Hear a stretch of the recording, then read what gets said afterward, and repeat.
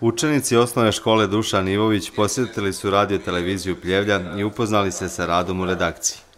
Direktor škole Milivoj Ilić je učenicima kroz svoje dugogodišnje novinarsko iskustvo približio novinarski poziv.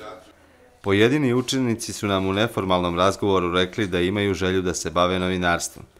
Bio im je interesantan posao u realizaciji i montaži, a dvije učenice su se oprobale u najavama za informativni program. Dobro večer, ja sam Anastasija Jašović, a ovo je đačka hronika. Mi smo došli iz osnovne škole Dušan Ivović da pogledamo televiziju i da vidimo šta se ovde radi. Dobro večer, ja sam Tara Zorić, došla sam iz osnovne škole Dušan Ivović i gledate đačku hroniku.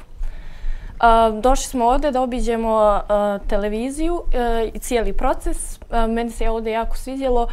Đaci su ponijeli lijepe utiske i izrazili želju da ponovo posjete radio televiziju Pljevlje.